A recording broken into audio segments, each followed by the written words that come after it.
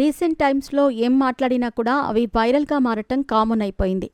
ఒక మాట మాట్లాడే ముందు ఆచితూచి అడుగులు వేయాల్సిన అవసరం ఉంది. చాలామంది స్టేజ్పై కొన్ని మాటలు మాట్లాడిన తర్వాత పర్సనల్గా వీడియో పెట్టి క్షమాపణలు చెప్పిన సందర్భాలు కూడా ఉన్నాయి. ముఖ్యంగా సినిమా వేదికలపైన కొన్నిసార్లు పొలిటికల్ డైలాగ్స్ మాట్లాడటం వల్ల సినిమాపై ఎఫెక్ట్ పడుతోంది. ఇక ప్రస్తుతం విజయ్ కనకమేడల దర్శకత్వంలో మంచు మనోజ్, నారా రోహిత్, బెల్లంకొండ సాయి శ్రీనివాస్ ప్రధాన పాత్రలో నటిస్తున్న సినిమా భైరవం. ఈ సినిమా మీద విపరీతమైన అంచనాలున్నాయి. ఈ సినిమా ఈవెంట్లో దర్శకుడు ధర్మాన్ని కాపాడటానికి సరిగ్గా సంవత్సరం క్రితం ఒకరు వచ్చారు అంటూ మాట్లాడారు.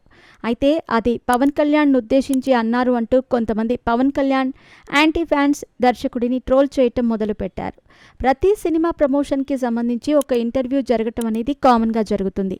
ఇక ఈ ముగ్గురు యంగ్ హీరోలు కలిసి సుమాకు రీసెంట్గా ఒక ఇంటర్వ్యూ ఇచ్చారు.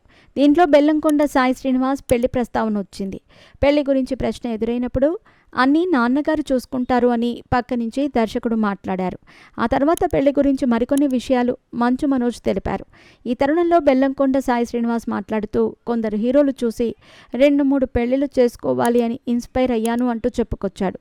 ఇది చాలా సరదాగా చెప్పినా కూడా పవన్ కళ్యాణ్ను ఉద్దేశించి అన్నారు అంటూ కొంతమంది యాంటీ ఫ్యాన్స్ అనటం మొదలుపెట్టారు.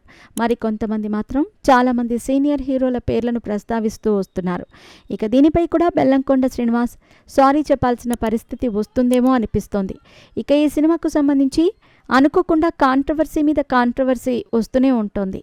విజయ్ స్పీచ్ అయిపోయిన తర్వాత ఈ సినిమాను బాయ్కాట్ చేయాలి అంటూ కొంతమంది నినాదాలు మొదలుపెట్టారు.